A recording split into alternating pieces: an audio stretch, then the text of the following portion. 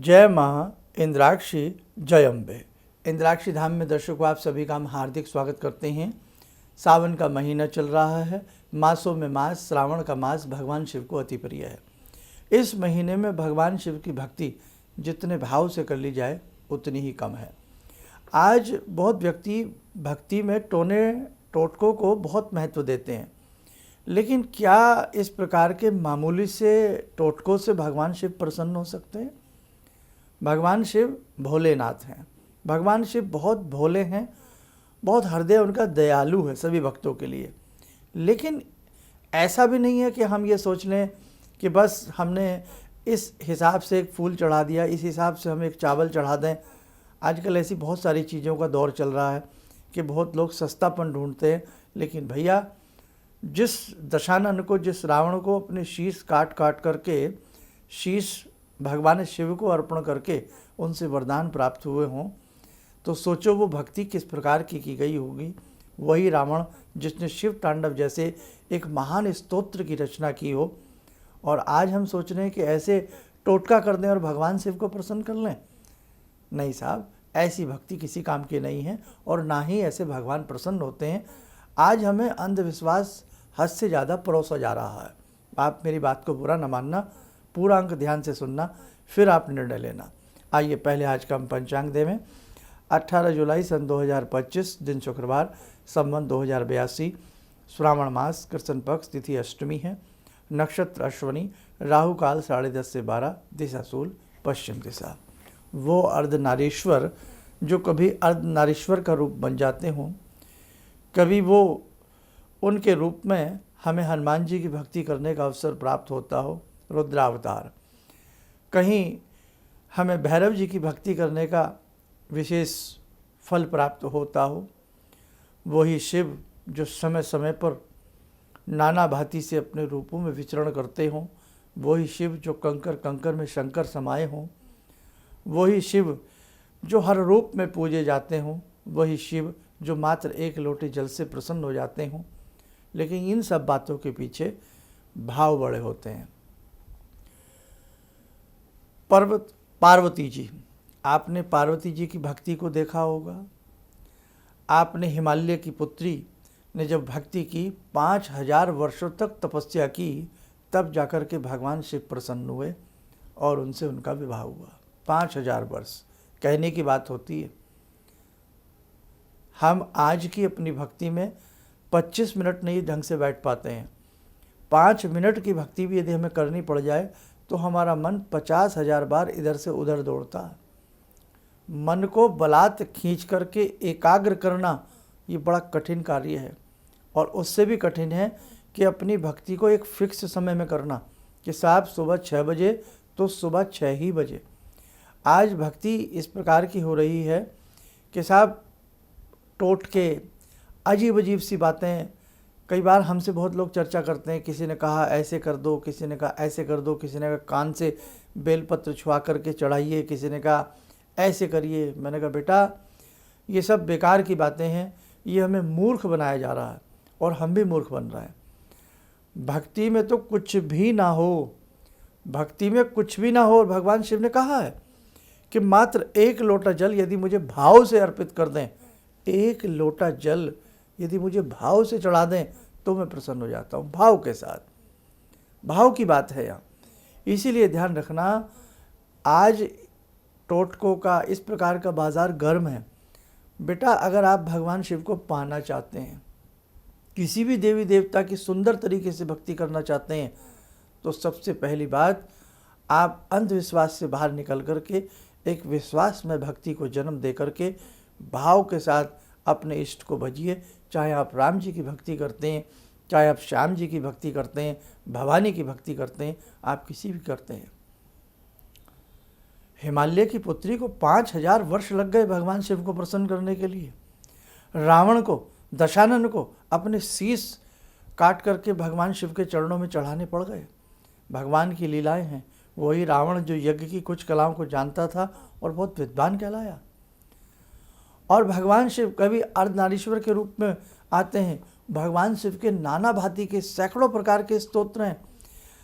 हम अनेकों ग्रंथों की भी बात करें तो भगवान शिव और पार्वती के संवाद से ग्रंथ प्रारंभ होते हैं कि आप चाहे सिद्धगुंज जी का देख लें, शिववाच है, आप चाहे बहुत सारी ऐसी रामायण जी को देख लें, आप बहुत सारी चीज़ों को देखेंगे, बहुत ग्रंथों को देखेंगे, तो शिव पार्वती के संवाद से प्रारंभ हो रहे हैं। भगवान शिव भवानी को समझा रहे हैं, बता रहे हैं, और फिर पूरा ग्रंथ की रचना हो रही है। आगम निगम शास्त्रों के रचयिता भगवान शिव, तंत्रों के तो उपदेता, तंत्रों के जन्म देने वाले भगवान शिव हैं।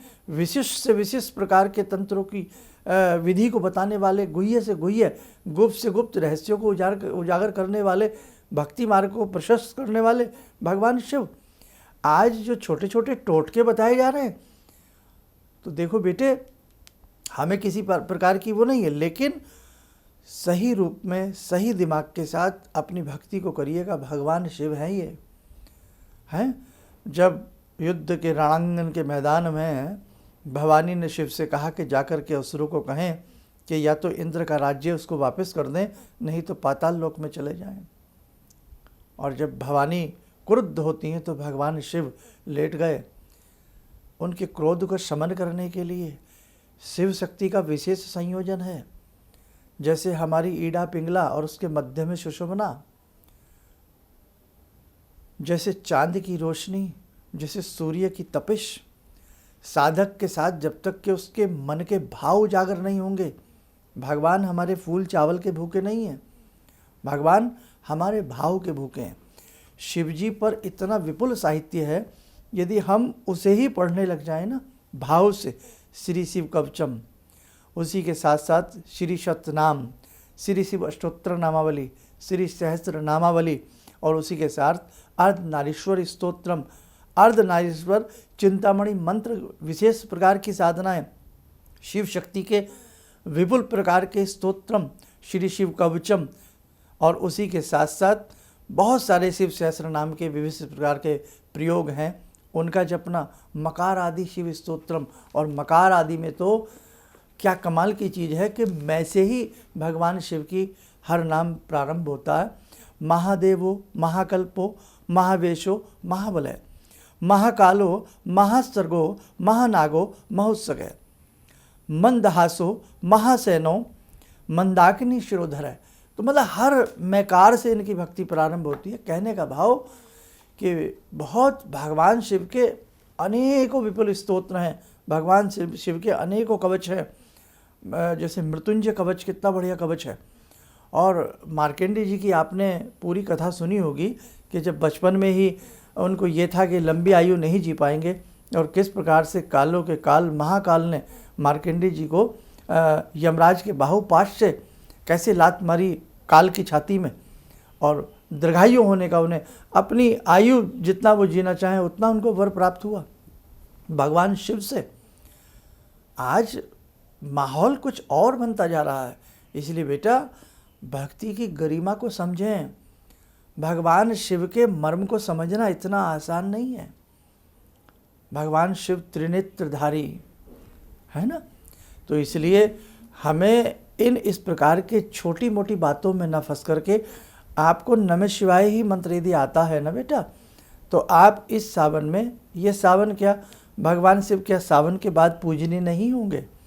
क्या भगवान शिव की भक्ति सावन के बाद नहीं की जाती? हमेशा की जाती है। लेकिन श्रावण का मास भगवान शिव को अति प्रिय है और उत्तम मास माना जाता है। चतुर्मास की श्रेणी में भी ये मास आता है। तो कहने का भाव, यदि भक्ति करनी ही है तो बेटे भाव से करें, भाव से भगवान प्राप्त होते हैं। ध्यान रखना, आपके बाह्य आडंबर से भगवान प्रसन्न नहीं होते हैं। तो आज हमें यही आपको संदेश देना है। छोटे छोटे जो आजकल हमें टोटके और ये पता नहीं क्या क्या कह करके ये कहा जाता है, बस ये हो जाएगा, धन छप्पर फाड़ के आ जाएगा, कल ही भगवान शिव आपके सिर के ऊपर हाथ रख देंगे। तो बेटा इस प्रकार के प्रलोभन से बचें, अपने भाव को खराब ना करें, अपनी भक्ति को खराब ना करें। भगवान, देवी देवता, किसी की भी आप भक्ति करें, उन्हें इतना हल्के में ना लें कि आपने ऐसा टोटका कर दिया और वो तथास्तु आपको बोल देंगे। नहीं बेटे, भगवान को भाव से भजें, आपकी भक्ति कमज़ोर हो जाएगी। इसलिए भगवान का जब हमें आशीष मिलेगा तो मिलेगा ही मिलेगा, लेकिन अपने भाव में, अपनी भक्ति के तौर तरीकों में फुहड़पंता ना लाएं। समझ गए हमारा कहना? हम आपसे क्या चाहना है? आप चाहे ओम नमः शिवाय मंत्र जानते हैं, घर में बैठें या मंदिर में बैठें, मात्र एक लोटा जल से भगवान शिव प्रसन्न होते हैं, लेकिन भाव वाले जल से, भाव से जल अर्पण करें और आराम से बैठ कर के भगवान शिव को भजें। अब उसके साथ साथ शिव दयालु हैं। अब हमने ये तो सोच लिया कि साहब हमने भगवान शिव की 25 माला कर ली, आज तो हमें कहीं से टोटका सुनने को मिला, अब मज़ा आ गया, कान के दोनों तरफ से बेलपत्र घुमाए और शिव जी पे चढ़ा दिया, अब तो शंकर जी मेरे हैं। लेकिन हमारे हृदय में भाव नहीं, हमारा हृदय भाव विहीन है, हमारे हृदय में दया नहीं, हमारे हृदय में भाव नहीं, तो भक्ति कैसे हो सकती है साहब? भक्ति की तो पहली कंडीशन है कि भाव से भरा यदि हृदय ना हो, भाव से भरी आपकी आंखें ना हो, ममता से भरा आपका हृदय ना हो, ममता भरी आपकी आंखें ना हो, तो आपकी भक्ति नहीं हो सकती साहब। हम अपने मन को खुश कर सकते हैं, लेकिन हम भगवान को खुश नहीं कर सकते।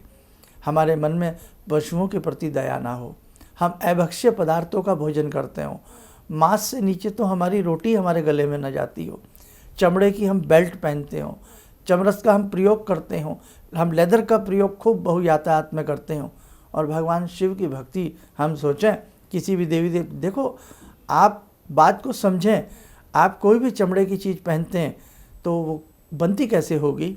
क्या उसके लिए किसी पशु का वध तो किया जाता होगा ना? तो वध किए कर के आप किसी साजो सामान को पहने और फिर कहें हमसे गलती क्या होती है?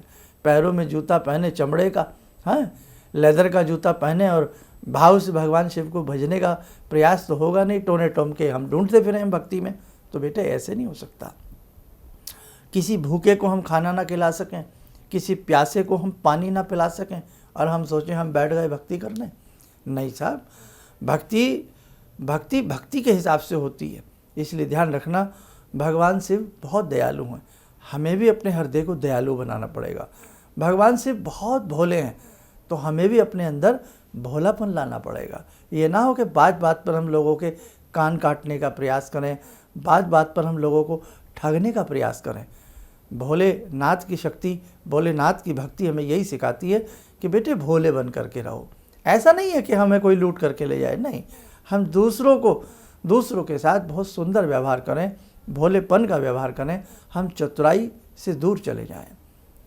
और उसी के साथ साथ भगवान शिव के परिवार में सिंह भी वहीं रहते हैं, नंदी भी वहीं रहते हैं, सर्प भी वहीं रहते हैं, गणेश जी के वाहन चूहे भी वहीं रहते हैं, मयूर भी वहीं रहते हैं। सभी में अनेकता में एकता। और आज हम अपने परिवारों में जरा सा भी सामंजस्य नहीं बिठा पा रहे हैं। आज मोबाइल के युग ने हम सबको खो दिया है। आज अभी एक रिसर्च में हमने देखा कि डिनर सेट बहुत कम लोग खरीदते हैं, क्योंकि वो समय अब जल्दी से आ ही नहीं पाता कि घर के 6-7 सदस्य एक साथ बैठ कर के भोजन कर सकें। लगे ये कोई परिवार है, सभी अपने अपने कमरों में अलग अलग, विवाह शादी में भी जाते हैं तो कुछ देर का ही वो होता है, उसके बाद सबके हाथ में अपने अपने मोबाइल हैं। आज दुनिया बहुत ज़्यादा बदलती जा रही है। आज बच्चों के संस्कार खोते जा रहे हैं। आज भक्ति में भी हम फूहड़ता ढूंढने लगे हैं, और भक्ति में भी हम ऐसे टोटके और ऐसे कुछ अजीब अजीब सी चीज़ें हमें बताने वाले लोग आ गए हैं, अजीब अजीब सी बातें हम उनमें खोजने लगे हैं। तो बेटे बहुत सामंजस्य की आवश्यकता है, परिवार में बहुत प्रेम की आवश्यकता है, परिवार में बहुत संस्कारों की आवश्यकता है, हृदय के अंदर बहुत दया की आवश्यकता है, मन के अंदर बहुत भावों की आवश्यकता है। जब मन के भाव सुंदर होंगे, जब हृदय में दया होगी, आपकी भक्ति परवान चढ़ जाएगी, आपके शिव आपसे प्रसन्न हो जाएंगे। इसलिए ध्यान रखना, भक्ति को हल्के में ना लें, भक्ति में फुहड़ता ना लाएं, भक्ति में भाव लाएं और सभी के प्रति परोपकार की भावना, दया की भावना रखें। तब समझ लेना भगवान शिव आपसे प्रसन्न हो जाएंगे। भगवान शिव की भक्ति तो बहुत गहरी है, बहुत गंभीर है। आप इस बात को कभी समझेंगे तो जानेंगे। जो कालों के काल हों, महाकाल हों, जो मृत्यु को विजय दिला दें, यानी कि मृत्यु के ऊपर भी जिनका आधिपत्य हो, जो शमशानवासी हो, अल्पमात्र वस्त्रों में अपना जीवन गुजारते हों। देखा नहीं भगवान शिव हैं दिगंबर, किस प्रकार से भूतों को प्रेम करने वाले भूतों की बारात के साथ चले गए पार्वती को ब्याहने। आपने देखा वो सारी चीज़ें, सुनी होंगी, श्रवण की होंगी ना। कितने साधारण, जिस कौन मदार के पुष्प को कोई पक्षी नहीं खाता उसको भी कहते हैं हमारे सिर पर रख दो, हम प्रसन्न हो जाएंगे। जिन जिन जिन सर्पों को से हमें डर लगता है, उपेक्षित रहते हैं सर्प, उनको भी कहते हैं हमारी भुजाओं में बांध दो, हम इसे अपना आभूषण बना देंगे। भुजगेंद्र हारम सदा वसंतम। तो कहने का भाव बेटे, बस मैं ज़्यादा आपको ना कहूँ नहीं तो आप बोर हो जाते हैं। बस मेरा भाव यही समझना कि अपनी भक्ति को स्वयं अपना दिमाग लगाइए। कोई बताने वाला जो हमें बता रहा है, कहीं हमें ये बेवकूफ़ तो नहीं बना रहा है, कहीं जो हम अच्छे से भक्ति कर रहे थे हम अपनी भक्ति को भी ना खो बैठें। भगवान आपके घर में भी हैं। जिस छोटे से मंदिर में आप रोज़ छोटा सा दिया जला करके पूजा करते हैं ना, छोटी सी धूप बत्ती जलाते हैं, थोड़ा सा भोग लगाते हैं, कुछ भी नहीं मिलता तो आप कुछ भी नहीं करते हैं, तो बस धूप दीप जला करके भगवान को ऐसे कर देते हैं, इसी से प्रसन्न हो जाते हैं। क्यों? ये भाव वाली भक्ति है, ये भोली भक्ति है आपकी। और भगवान शिव के किसी भी मंत्र को जप लें तो भगवान तो हर मंत्र से प्रसन्न होते हैं, और सबसे बड़ी होती है हमारी श्रद्धा और हमारी भावना। आइए, समय हो चला है भगवान शिव की साधना से जुड़ने का। ओम आत्मा त्वं गिरिजामति सहचरा प्राणा शरीरं गृहं पूजा ते विषयोपभोग रचना निद्रा समाधिस्थिते संचारा पदयो प्रदक्षिण विदेः श्रोत्राणि सर्वागिरो यद्यात् कर्म करोमि तद्दखिलं शम्भोस्तवाराधनम् चन्द्रोद्भासित शेखरे स्मर हरे गंगाधरे शंकरे सर्पे भूषित कंठकर्ण विवरे नेत्रोत्तवे स्वानरे दन्ते त्वकृत सुंदरां वरदरे त्रैलोक्यसारे हरे मोक्षार्तिं कुरु चित्तवृत्त्यमचलं मन्येस्तु किं कर्म वे वन्दे देव उमापतिं सुरगुरुं वन्दे जगत्कारणं वन्दे पन्नगभूषणं मृगधरं वन्दे पशूनां पतिं वन्दे सूर्यशशाङ्कवह्निनयनां वन्दे मुकुन्दप्रियं वन्दे भक्तजनश्रयं च वरदां वन्दे शिवं शङ्करम् ॐ कर्पूरगौरं करुणावतारं संसारसारं भुजगेन्द्रहारं सदा वसन्तं हृदयारविन्दे भवं भवानी सहितं नमामि भवं भवानी सहितं नमामि। कवच बना लें, ध्यान करें, भगवान शिव का शुभ आशीष हम सबके ऊपर बरस रहा है।